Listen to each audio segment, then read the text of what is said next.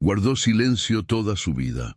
Esa frase flotaba en la cocina como un olor que no se iba, algo antiguo, denso, que impregnaba las paredes y los delantales.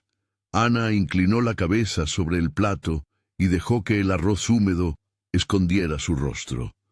Afuera, la lluvia tamborileaba en el tejado de zinc, un repiqueteo que parecía marcar el compás de la servidumbre. Pasos rápidos, órdenes en voz baja, manos que se ocupaban sin detenerse. Adentro, la luz era escasa, una bombilla trémula y la sombra de Ofelia, siempre presente, como si la mujer fuera la penumbra misma. Ofelia tenía un modo de mirar que no perdonaba. No era a Ana solo a quien miraba así. Era una mirada que reclamaba un lugar, que afirmaba derechos que nadie le había dado soberanos. Le sacaba los platos de las manos con la misma firmeza con la que colocaba a la joven en la mesa de trabajo. «Apúrate», decía, y su voz no admitía respuesta. Para Ana el mundo se reducía a ese «apúrate». Su vida se había asentado en obedecer, en bajar la mirada para no sumar peso al desprecio ajeno. De la casa principal llegaban risas contenidas, el perfume de ropa planchada, órdenes pronunciadas con suavidad. De la cocina solo salían suspiros y sobras. Había marcas en las manos de Ana que contaban más que cualquier historia. Dedos lacerados por sogas mal anudadas, uñas astilladas por la madera del establo, callos que no tenían nombre. En la nuca, una cicatriz pequeña, redondeada, que nadie preguntaba y que ella aprendió a no mostrar. Cuando el sol se filtraba entre las persianas, sus dedos se alzaban hacia la luz, como si buscaran memoria. No se quejaba. Guardaba silencio, porque así la habían enseñado. La palabra era un lujo que corría el riesgo de ser respondido con una bofetada o con un rumor envenenado. La hacienda Trindade era lugar de contrastes. Sus patios olían a café tostado y a heno. Los muros llevaban fotos enmarcadas de coroneles y nietos, de manos que una vez firmaron la ley del lugar. El legado del coronel Trindade pesaba en el aire. Su figura, incluso después de muerto, dictaba costumbres. Había quienes se beneficiaban del legado y quienes permanecían invisibles, como Ana. Ofelia, la gobernanta, ejecutaba esa tradición con una disciplina casi sacerdotal: defender la pureza del apellido, mantener el orden en las jerarquías invisibles, vigilar que nadie ensuciara con su historia la reputación de la casa. Aquella mañana, mientras Ana recogía las sobras y se las llevaba a la parte trasera, la puerta principal crujió y un carruaje se detuvo en el camino de entrada. Había noticias de la ciudad. El heredero regresaba. Carlos volvía después de meses en un despacho de abogados, con el traje arrugado por los viajes y los ojos aún aferrados a la memoria de su padre. Volvió como quien trae cartografías nuevas sobre mapas viejos, con la intención, sin saberlo, de mirar cosas que hasta entonces nadie se atrevía a mirar. Carlos bajó del carruaje con la lluvia en los hombros y la pena en los ojos. Una sombra lo seguía, la ausencia del coronel.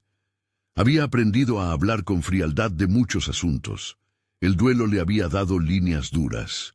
Sin embargo, cuando atravesó la cocina y vio a Ana inclinada sobre aquel plato, algo en su pecho se aflojó. No fue compasión inmediata, ni un deseo heroico.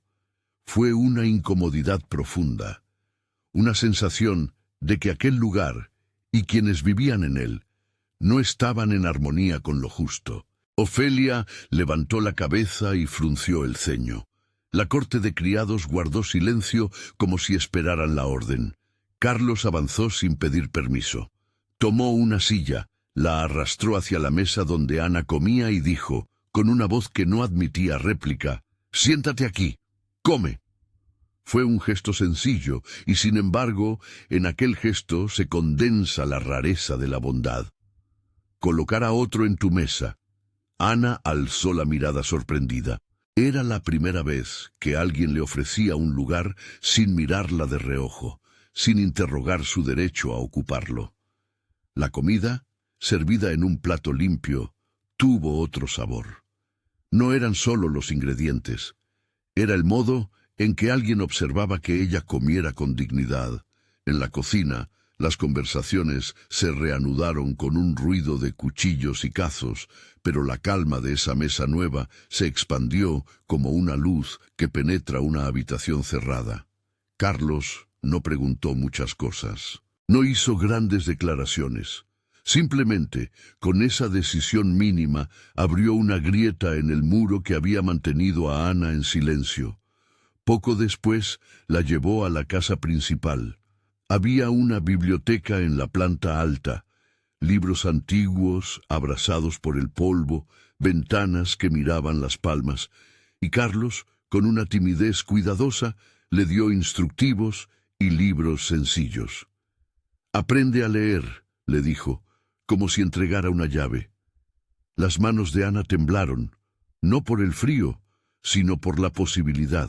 Leer era una forma de nombrar el mundo sin pedir permiso.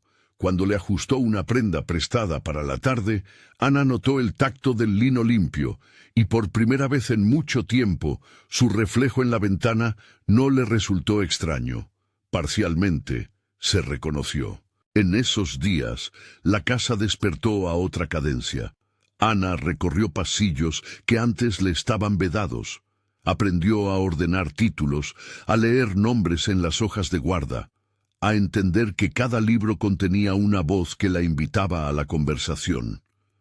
Carlos pasaba por la biblioteca con frecuencia, a veces con papeles del abogado en la mano, otras con silencios que hablaban de un luto todavía vivo. Había algo en su trato que no iba por la vía del paternalismo. Quería justicia, y la justicia le parecía incompleta si no comenzaba por corregir lo que ocurría bajo su techo. La servidumbre observaba. Miradas que antes se dirigían a Ana con indiferencia, ahora buscaban en ella una nueva posición. Tiao, el viejo peón, sonreía desde lejos. Sus manos eran mapas de la hacienda, arrugas como veredas, dedos que conocían el lenguaje de los animales. Él recordaba a José, el capataz que había muerto años atrás, y sabía cosas que prefería no decir en voz alta. A Tiao, Ana le despertaba una ternura protectora que se traducía en pequeñas ayudas, un poco de caldo llevado en silencio, una manta arrojada en la noche. Si alguien sabía leer por encima de lo evidente, ese era Tiao. Entendía que no toda bondad es cálculo, muchas veces germina en la necesidad de reparar. Ofelia, por su parte, no disimuló su irritación. Al principio fueron silencios, miradas que cortaban como cuchillos. Luego fueron gestos. Reacomodar un mueble donde Ana acababa de dejarlo, reencender una vela que se había apagado como para recordarle que su presencia era una amenaza. Ofelia había sido en su tiempo la mano derecha del coronel.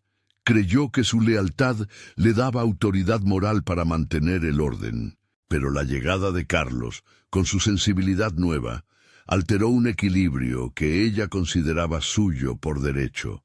Sus celos no eran solo personales, eran la sensación de una pérdida de control sobre lo que ella percibía como la pureza de la casa. Había, sin embargo, razones escondidas en la piel de Ofelia que la complejizaban.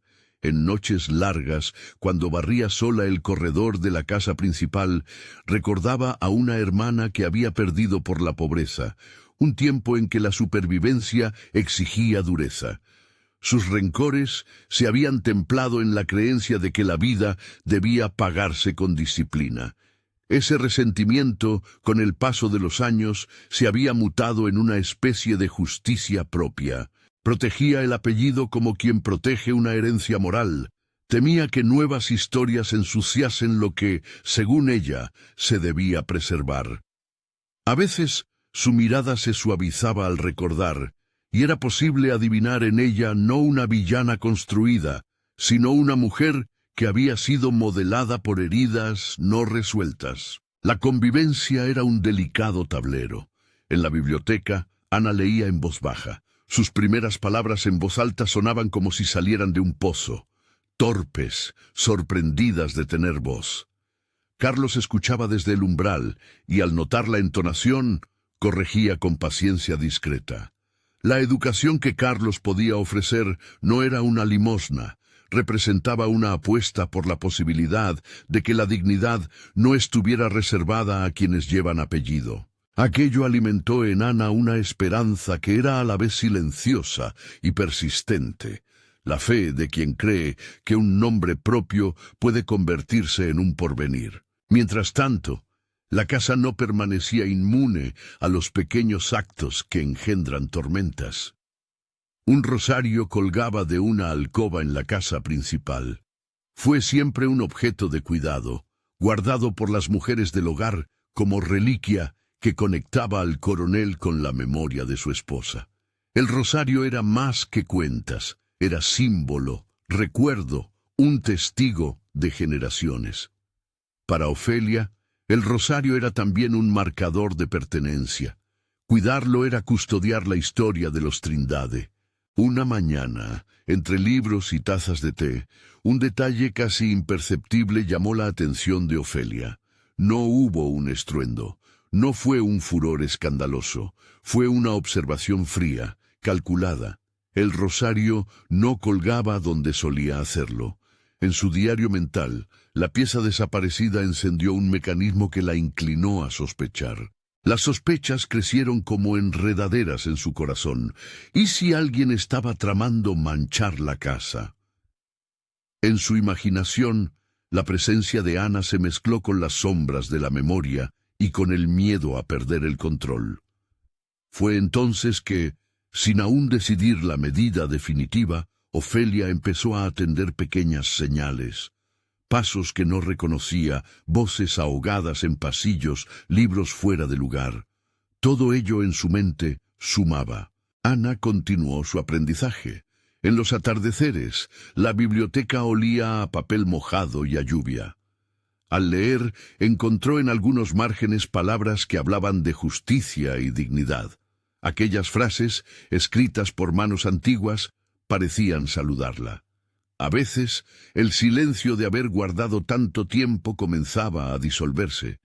Una tarde, al cerrar un volumen, Ana preguntó por su origen. Sus palabras no exigían derechos, solo buscaban asidero. Carlos se detuvo, la miró con una mezcla de sorpresa y cierto pudor. No tenía respuestas completas. Lo que tenía era una promesa de búsqueda. «No puedo responder todo ahora», dijo, «pero quiero saber. No permitiré que nadie la señale sin haber investigado. Te lo prometo». Esa promesa, dicha con voz serena, fue el primer compromiso público que Carlos hizo en aquella casa. Para algunos, fue apenas una línea más en la rutina del día. Para Ana, fue una piedra colocada en el desierto. Comenzaba a decir que alguien, al menos, estaba del lado de la verdad. Tiao, que escuchó desde la distancia, dejó escapar una sonrisa contenida.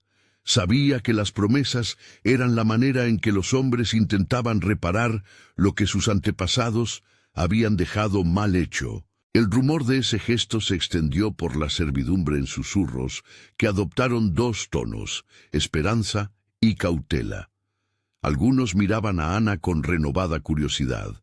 Otros, los más veteranos, miraban a Carlos y esperaban ver si su bondad sobreviviría a la resistencia de la tradición. La tensión latente en la casa aumentó. Los gestos de Ofelia se hicieron más calculados. Colocaba cántaros donde antes no estuvieron, cambiaba el horario del servicio para que Ana encontrara la cocina vacía, corregía el orden de los libros con una precisión casi obsesiva. La noche en que la tormenta comenzó a armarse, no tuvo un punto de quiebre evidente. Fue un conjunto de pequeñas decisiones. Ofelia decidió vaciar el bolso de la mujer que guardaba las llaves de la habitación principal y dejó caer, sin que nadie viera, una cuenta del rosario entre las sábanas de Ana. Lo hizo con la calma de quien piensa que el tiempo es un aliado. Nadie la observó hacerlo. Nadie, salvo la sombra torcida de su propia conciencia. Cuando la cuenta apareció, el ruido fue inmediato. No hubo gran evidencia, solo la palabra robo, dicha con voz dura, y la mirada de quien cree que señalar es propio mandato. En la casa, las acusaciones brotaron con la misma facilidad con que la lluvia golpeaba los cristales. «Se la encontró en la cama de la nueva», dijo Ofelia con una voz de espina. Los criados se aglomeraron, algunos con incredulidad, otros con la resignación de quien ya conocía el destino de quien carece de nombre. Ana retrocedió como si la palabra la golpeara en el pecho. No había en ella artimañas, su silencio no era complicidad con ningún hurto. Sus manos, limpias de deshonra, se alzaron en un intento de explicar, pero las explicaciones se rompieron en la boca de la acusación. Carlos, al enterarse, sintió que algo en su interior se tensaba. El orgullo herido por la sospecha, la necesidad de actuar, el temor de que su pequeño acto de justicia se transformara en el terreno de otra injusticia. La casa se llenó de murmullos y miradas. Ofelia, firme en su señalamiento, estaba en su elemento. Había logrado dirigir la atención hacia donde quería. Para ella, la limpieza moral de la hacienda justificaba cualquier maniobra. Para Ana, la acusación era la rebanada más dura de la humillación. Ser señalada por aquello que ella no había hecho, por aquello que siempre se le negó, por un objeto que simbolizaba pertenencia y que, paradójicamente, la despojaba de la poca dignidad que comenzaba a asomar. Carlos bajó las escaleras con paso seguro. La diferencia entre decidir en silencio y decidir públicamente se hizo palpable en su rostro. Tenía la intención de no precipitarse. Sin embargo, también sabía que, si no actuaba, su inacción se convertiría en aceptación. Miró a Ana, a Ofelia, a los presentes, y pidió calma. Su voz era firme, y en ella había una invitación a la verdad más que una condena. Pero las palabras rara vez apagan la furia cuando el rumor ya se ha encendido. Ana negó con la cabeza, no por obstinación, sino por una verdad que le pesaba como piedra. Tião, que se encontraba apoyado en una viga, apretó los dientes. Había nacido en esa hacienda y conocía más de lo que decía el silencio. Sus recuerdos eran trozos de una historia donde José, el capataz que había muerto, había sido leal hasta morir. No podía comprender que la memoria de la fidelidad se trocara en señalamiento hacia la hija de quien siempre había servido con honradez. Mientras las voces subían, Pedro, el niño del servicio, se acercó con una inocencia peligrosa. Tenía en la mano una caja pequeña, abierta, y dentro algunas cuentas sueltas. Nadie sabía aún que esa caja había pertenecido al joyero del pueblo, que Ofelia la había usado para guardar cosas suyas en una madrugada de soledad, que una cuenta se había desprendido en el momento en que ella la colocaba sobre una sábana. Era un detalle minúsculo que nadie, por el peso del rumor, supo considerar. La decisión de Carlos fue tomar distancia por un instante. Discutir en medio de la turba no era justicia. Dejó que el aire se enfriara, que la lluvia fuera testigo. Abrió la puerta de la biblioteca como quien busca refugio y pidió que se trajera la caja, que se revisara con calma. La calma no llegó.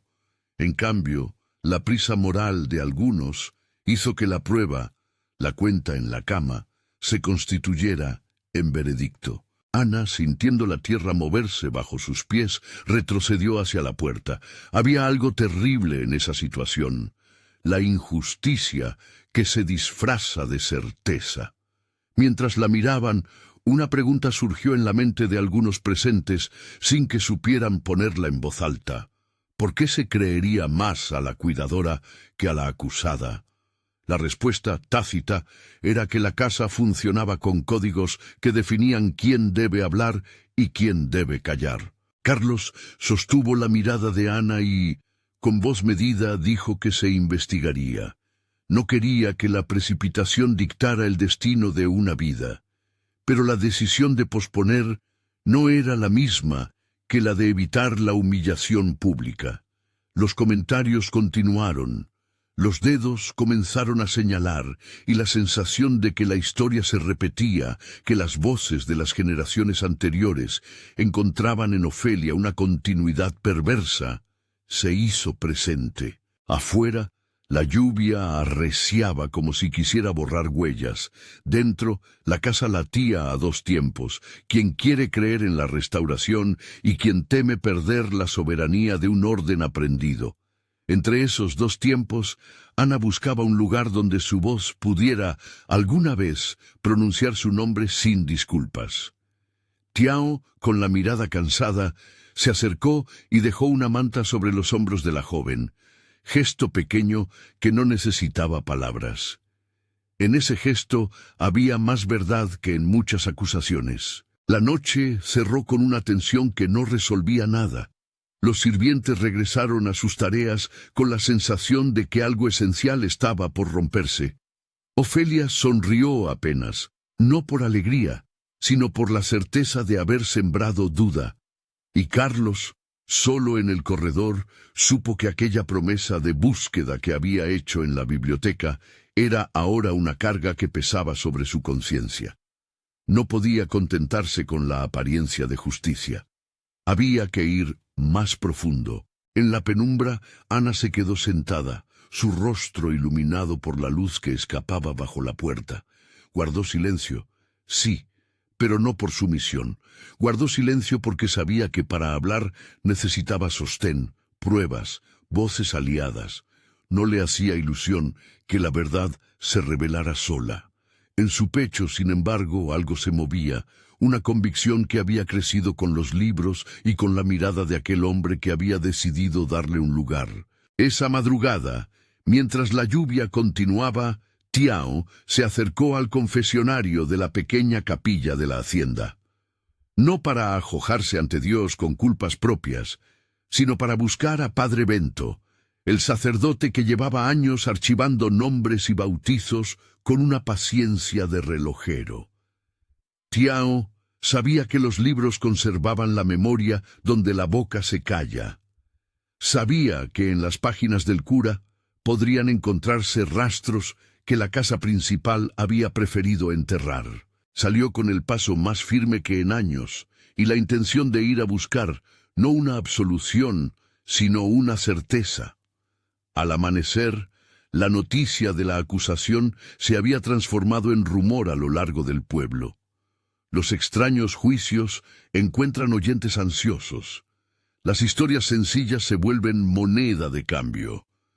En la posada, en el mercado, se hablaba de la muchacha a quien habían señalado como ladrona. Algunos, sin conocerla, sentenciaban con el desprecio aprendido.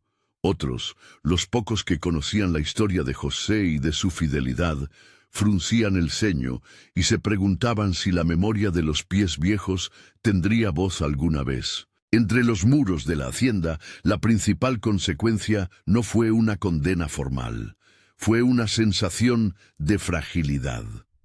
El silencio que Ana había cuidado durante años estaba siendo manipulado como si fuera un recurso. Y sin embargo, en esa fragilidad crecían hilos de resistencia. La promesa de Carlos, la presencia protectora de Tiao, la posibilidad de que Padre Bento con su archivo polvoriento devolviera nombres a quienes los habían perdido. La mañana avanzó sin que se cerrara ninguna verdad. Ana fue apartada a una habitación lateral, no con la crueldad de la cárcel, sino con la frialdad de la exclusión. Le permitieron apenas un cántaro de agua y una manta. En su rostro no había derrotismo. Había la paciente constelación de quien cree que la verdad tiene caminos y que no se deja apresar por la lógica de una sospecha. Con la mano recorrió el borde de la manta como quien busca un punto de apoyo. Ofelia, por su parte, guardó silencio como quien acepta que su obra ha sido eficaz. Sonrió en una pequeña pausa, y esa sonrisa fue una cuchillada para quienes creían en la justicia. No exagero en llamarla sonrisa de triunfo. Fue más bien la tranquilidad de quien cree haber cumplido un deber sagrado.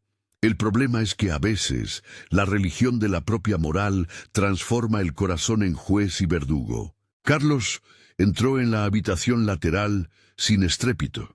Miró a Ana, tomó sus manos con delicadeza y pronunció una palabra que sonaba a plan. Aclararé esto. No hizo promesas grandilocuentes. Habló con la seriedad de quien sabe que para poner en su lugar una injusticia hay que mostrar pruebas, traer testigos, buscar libros antiguos que nadie lee. En su voz se mezclaron la rabia y la compasión, y esa mezcla fue capaz de sostener a Ana por un momento. La investigación comenzó en el silencio mismo que había sido fuente de la tragedia.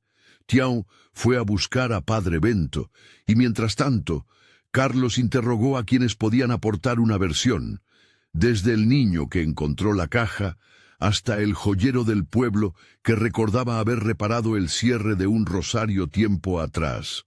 Las piezas estaban allí, dispersas como cuentas, que no formaban aún el collar de la verdad. Todo dependía de quién tuviera la paciencia de unirlas. Por la tarde, cuando la lluvia ya había cesado y la luz volvía a ser menos difusa, alguien llamó a la puerta. Era una vecina que traía noticias. Había visto a Ofelia salir al patio con la caja que luego había sido encontrada abierta. Las voces se encendieron. Ofelia, sorprendida por la mención, mantuvo la postura, pero su mirada, por la primera vez, mostró un tic de ansiedad. Una ciudadana, una evidencia, un dato que parecía pequeño, pero que comenzaba a rasgar la tela con la que se había cubierto la acusación. En ese cruce de testimonios, la casa respiró con dificultad. Las certezas de unos parecían desmoronarse. La sensación de que el silencio había protegido, más que a nadie, a las intenciones personales de Ofelia, comenzó a esparcir una duda. La pregunta ya no era solo quién había escondido la cuenta, sino por qué alguien querría que Ana cargara con la acusación. El motivo, más que una intriga, parecía un intento de mantener un orden que algunos consideraban imprescindible. La escena final de la tarde fue discreta y plena de ruido. Carlos se dirigió a la cocina, a la sala común, a la capilla. Habló con voz baja, pidiendo que nadie tomara decisiones precipitadas. No quería que el gesto de llevar a Ana a la casa principal se convirtiese en un juicio que destruyera aquello que quería construir. Su silencio, ahora, se decidió por la acción controlada. Buscar en los archivos, llamar al joyero, escuchar a Tião y convencer a Padre Bento de revisar los libros de bautismos. Ana, mientras tanto, quedó en la habitación lateral con su manta y la mirada clavada en la ventana. Afuera se veía el jardín trasero, la huella del paso de los caballos, los barrotes del establo. Había en ella una mezcla de temor y de una tranquilidad inquebrantable. Quien ha guardado tanto silencio aprende que la verdad no siempre grita, a veces se acerca con pasos lentos. Ella no sabía aún cómo sería su defensa, ni cuáles serían las palabras que la librarían de la sospecha, pero sabía que la clave no estaba en gritar más fuerte, estaba en encontrar aliados que sostuvieran la evidencia. Así terminó el día que prometía abrir una nueva posibilidad y, al mismo tiempo, amenazaba con devolverla al lugar anterior. La promesa de Carlos se transformó en la promesa de un proceso. Tião partió hacia la capilla, con la intención de despertar los archivos, y Ofelia, con la calma de quien cree haber hecho lo necesario, aguardó la noche. Afuera, la luna apareció entre nubes remanentes, como quien observa lo que acontece sin intervenir. Quedaba en la casa una pregunta que latía con insistencia. ¿Quién guardó silencio toda la vida y por qué? No era una cuestión solo de acusaciones, era la confrontación con una memoria que había impedido nombrar, la constatación de que los secretos, cuando se mantienen, tienden a heredar injusticias. Los ladrillos de la hacienda, testigos de muchas historias, acumulaban ahora una nueva tensión. La verdad, que había sido relegada a la sombra, empezaba a asomar, lenta, paciente, armando sus piezas para exigir su turno. Si esta historia te toca el corazón, suscríbete y comparte para que otros también escuchen lo que un gesto de justicia puede sembrar. El carruaje del rumor aún circulaba por la hacienda cuando Tiao llegó a la capilla.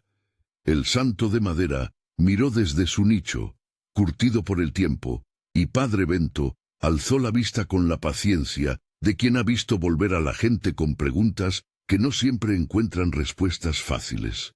No hizo preguntas incisivas, dejó la puerta abierta y señaló un banco. Tiao, con las manos temblorosas, le contó con palabras cortas lo ocurrido.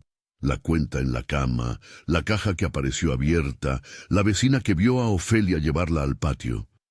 Entre las frases, hubo silencios que decían más que todo el resto. El recuerdo de José, el capataz, un hombre que había muerto fiel y que en la memoria de Tiao aún respiraba la lealtad de otros tiempos. Padre Bento no tardó en reconocer aquello que la memoria guarda mejor que la prisa: los libros. Caminó a la pequeña sala detrás del confesionario, donde los tomos de bautismos dormían en estantes con etiquetas gastadas.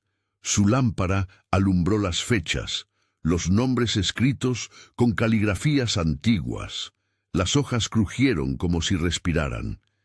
Tiao apoyó la mano en una de las páginas y con una voz que contenía el respeto por lo sagrado del registro, empezó a leer. Nombres, fechas, testigos de bautismos que otras vidas habían anotado sin pensar que un día servirían para poner en su lugar a la injusticia. Encontraron a José en una tinta un poco corrida.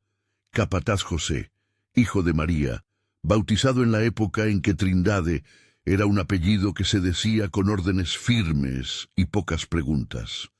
En el margen, Padre Bento escribió una nota sobre la fidelidad del hombre en la hacienda. Palabras sueltas, testimonios escondidos en el papel. Pero lo que hicieron palpitar el corazón fue otra entrada, una más antigua todavía, que aludía a una niña nacida fuera de la casa principal, registrada con el nombre de Ana, hija de José, y de una mujer cuyo nombre había sido borrado en una corrección con tinta fuerte. Era el rastro que podría explicar una verdad que nadie había querido nombrar. Ana no había venido de la nada. Llevaba en la sangre el nombre de alguien que había dado la vida por la hacienda. Mientras Tiao y Padre Bento recogían fotocopias y notas, la casa principal bullía de versiones. Ofelia, que había creído cerrar una grieta poniendo una pieza como prueba, ahora se vio ante los ecos de su maniobra. Había pensado que la caja, la cuenta y la sospecha trabajarían como un instrumento para restablecer su autoridad. No previó que la paciencia institucional de alguien como Padre Bento terminaría por desenredar su tela. No buscó confesar de inmediato. Sus dedos repasaban el borde del delantal, como si el gesto la sostuviera frente al temor de ser descubierta. Ana, todavía temblando por la humillación, no sospechaba que la memoria de los libros empezaba a moverse en su favor. Sus días en la habitación lateral se volvieron menos oscuros gracias a la promesa de Carlos. Aclararé esto. La promesa circundó la casa como una energía nueva, una que obligaba a la verdad a presentarse con sus testigos. Tiao volvió al crepúsculo con los papeles arrugados en la mano, la certeza en el rostro. No dijo mucho. Le bastó con poner una de las copias en la mesa de la cocina y mirarla como quien entrega una llave. La certeza necesita de pasos que la lleven al público. Carlos no se contentó con el silencio. Convocó a quienes debían hablar. Llamó al joyero del pueblo, a la vecina que había visto a Ofelia con la caja, al niño Pedro, quien con los ojos grandes todavía no comprendía el peso de lo que había sostenido en su mano. Entre las declaraciones, emergió un detalle que comenzó a desmontar la trama. La caja del joyero había sido vista en varias mañanas bajo la mano de Ofelia. Ella la había usado para guardar cosas que consideraba personales. Y la cuenta que apareció entre las sábanas coincidía con una falta de la caja que el joyero había reparado semanas antes. La evidencia, sumada al registro de bautismo, empezó a tomar el cuerpo de una verdad que no se podía ya ignorar. Ofelia, cuando las preguntas llegaron a su puerta, trató primero de sostenerse en el orgullo, negó, jugó la carta de la sorpresa, presentó su rostro como el de la ofendida. Las palabras, sin embargo, encontraban en el aire testigos que apuntaban en otra dirección. La vecina aseguró haberla visto con la caja. El joyero recordó la reparación que dejó una cuenta floja. Lo que parecía una acusación frívola comenzó a parecer una intención metódica. Al sentir que la red se cerraba, su voz cambió. En un momento de tensión, su historia se quebró. No hubo una confesión hecha con lágrimas teatrales. Hubo, en su lugar, la denuncia contenida de alguien que se dio cuenta de que había elegido la mentira como un modo de preservar un pasado que la abrumaba. Carlos pidió que se hiciera público lo que había salido a la luz. No buscó humillar, buscó que la casa reconociera su propia falla. Invitó a la servidumbre, a los vecinos y a quien quisiera acercarse a la sala de recepción. Allí, con los papeles y las declaraciones en mano, leyó con una voz que mezclaba firmeza y duelo el registro de bautismo, el testimonio de la vecina, la reparación del joyero. Hacerlo visible fue un acto de reparación en sí mismo. La verdad, expuesta con nombres y fechas, volvía a colocar a cada quien en su sitio. La sala se llenó de un silencio pesado.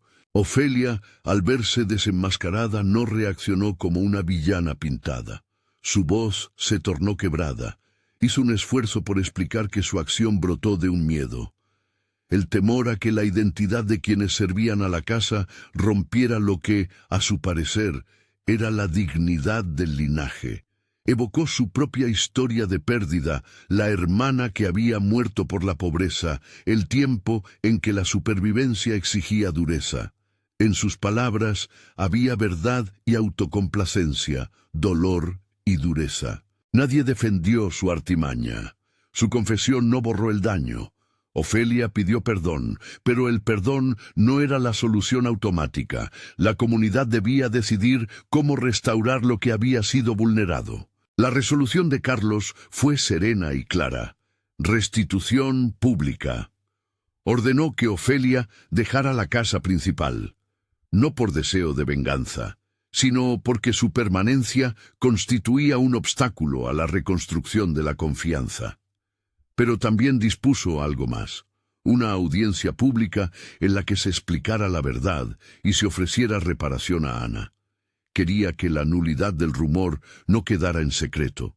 La verdad debía ser una lección para todos. Carlos sabía que la expulsión de Ofelia debía venir acompañada de una llamada a la responsabilidad. Ordenó que ella recibiera apoyo para rehacer su vida fuera de la hacienda, que no quedara sola ni devuelta a la pobreza, pero tampoco sin asumir las consecuencias de su acción. La decisión no agradó a todos. Algunos criados, acostumbrados a jerarquías, vieron la medida como un exceso. Otros aplaudieron la justicia. Tiao se mantuvo cerca de Ana con la mirada que lo decía todo. La verdad había comenzado a cantar, y eso era ya un consuelo. La comunidad, pese a sus resquemores, asistió a la ceremonia de reconocimiento. Carlos pidió disculpas públicas a Ana. Pronunció palabras que no eran un bálsamo inmediato, pero que representaron una apertura a la reparación real. Le devolvió el honor público que se le había quitado con la acusación infundada. Pero la historia aún no había terminado. Quedaba el segundo gran movimiento, la prueba física de valor que pondría en evidencia la fuerza de Ana y la solidaridad de quienes la rodeaban. La tormenta que vendría no era solo la metáfora del conflicto, sería también su territorio de demostración. Una tarde en que el cielo se agrisaba con rapidez y el viento empezó a bailar con los árboles, un potro se escapó del cercado. Era una cría nerviosa, reciente y sin la experiencia de su madre. Corrió hacia los pastos mojados, cruzó un río crecido por la lluvia y quedó atrapado entre la corriente y una ladera resbaladiza. Los relinchos cortaban el aire con un pedido de ayuda que la noche amplificaba. Tiao, que conocía los caminos, corrió hacia el lugar, pero la corriente impedía acercarse con rapidez. Fue Ana quien, notando la desesperación del animal, se lanzó sin pensar. La escena fue de pura entrega. Barro, agua fría que mordía la piel, hojas que se pegaban al cuerpo. Ana se descalzó, se hundió en el barro, y con una correa en mano acercó su cuerpo al potro. Sus dedos, curtidos por el trabajo, se enredaron en el pelo mojado y en la cuerda floja que aún sostenía al animal. El potro, asustado, intentó zafarse y derribarla, pero Ana sostuvo la mano, la voz y la calma. En algún lado el miedo se convirtió en decisión, no permitir que la cría muriera en la tormenta. Sus pulmones ardían, su ropa pesaba, su cuerpo conocía el riesgo. Entonces el barro cedió y la corriente quiso llevársela. Gritó, pidió ayuda. Tiao, que había corrido por la ribera, intentó alcanzarla, pero la distancia y la fuerza del agua lo obligaron a buscar otra vía. Carlos llegó en ese instante, alertado por el relincho y por la prisa de los hombres. Saltó al caballo, no para imponerse, sino para acortar la distancia que separaba la voz de auxilio. La escena estaba montada en un clímax que obligaba a decidir: rescatar a la muchacha que antes había sido señalada o quedarse calcado en su silla de mando. Sin vacilar, descendió del caballo y se metió hasta la cintura en el río. Las aguas golpeaban con fuerza, la vegetación arrastraba sedimentos, la noche completaba el cuadro. En un momento en que la corriente casi arrastra a Ana, Carlos la agarró por la cintura. Sus manos, acostumbradas a tratar papeles y no barro, comprenden la fragilidad del ser humano que enfrenta el riesgo sin fanfarria. La cría, liberada por la acción coordinada de los dos, se alejó temblando hacia la orilla. Ana, exhausta, recibió a Carlos con una mirada de agradecimiento. No hubo palabras grandilocuentes entre ellos. El idioma fue el silencio compartido de quienes han puesto el cuerpo por el otro. El rescate en el río quedó grabado en la memoria de la hacienda. La mujer que había guardado silencio toda la vida había mostrado, con acto y riesgo, que su valor no era menor por no portar apellido. Carlos, por su parte, supo que su rol de protector no se limitaba a gestos simbólicos. Implicaba también asumir la responsabilidad de poner en orden aquello que, por omisión, había dejado heridas. El rescate reconfiguró muchas miradas. Alguien tomó fotografías inseguras con la cámara de la casa. Otros narraron la escena en voces que temblaban de emoción. Para Ana, aquel momento fue un punto de inflexión íntimo. Su silencio, que había sido su escudo, empezaba a convertirse en otra cosa. Podía, si quería, alzar la voz, no para hacer ruido, sino para reclamar lo justo. Sus heridas, visibles en la piel, no tapaban la dignidad que ahora se afirmaba con más fuerza. La búsqueda documental prosiguió mientras la hacienda intentaba recomponer su vida cotidiana. Padre Bento, con su tocar de campanas, fue requerido para declarar y hacer oficiales las diligencias. La comunidad del pueblo acudió a la casa principal, algunos a espiar, otros a apoyar. La plaza volvió a llenarse de conversaciones que tendrían en el tiempo el sabor de la memoria recobrada. Carlos organizó asambleas pequeñas donde se planteó reconfigurar los términos del trabajo en la hacienda. Mejores condiciones para los empleados, un fondo para educación, la creación de una compostura para que la servidumbre pudiera tener voz en asuntos que afectaban a su vida. No se trataba de regalar, se trataba de reconstruir la dignidad. Ofelia dejó la casa principal al día siguiente de la lectura pública. Nadie la ayudó a salir en silencio. La partida fue medida y vigilada. Llevó consigo una maleta pequeña y el delantal que la había hecho visible, pero con una carga diferente. Antes de marcharse, se acercó a la capilla, pidió al cura una bendición y ante los pocos presentes, intentó pronunciar una disculpa que sonara auténtica. Las palabras se quebraron. Su rostro mostró cansancio.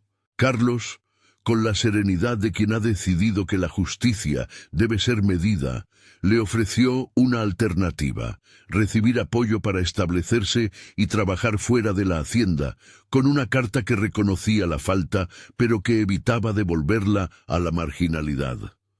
Ofelia aceptó en silencio. Partió sin mirar atrás. La expulsión no fue espectáculo de odio. Fue un acto que pretendía marcar un límite. La comunidad se dividió entre los que aplaudieron la firmeza y los que sintieron pena. Para algunos era la única manera de restituir la confianza. Para otros, un recordatorio de que la ley de las casas antiguas a veces necesitaría ser reemplazada por la compasión con límites. Con el tiempo, la vida empezó a recomponerse de maneras concretas. Carlos formalizó, ante el notario del pueblo, un documento que reconocía el vínculo histórico entre Ana y la hacienda a través de José y lo colocaba en los registros. No como una cesión de privilegio, sino como un acto de reparación. Ordenó que la biblioteca se abriera para que quien quisiera pudiera estudiar. Instituyó una beca con el nombre de José para hijos de trabajadores, y con la ayuda de Tião, organizó una jornada de diálogo donde las generaciones contaron la historia de la casa con sinceridad. Ana, por su parte, no fue inmediatamente la dueña de su destino. La cura de las heridas no es cosa de días. Su cuerpo necesitó reposo, su espíritu, contención. Pero recibió algo más eficaz que el olvido: el reconocimiento público de su dignidad. Pudo regresar a la casa principal con su cuarto arreglado. Le devolvieron el rosario con respeto, no como objeto de propiedad, sino como símbolo que ahora quedaba en la capilla para recordar que la memoria de la casa debía cuidarse con justicia.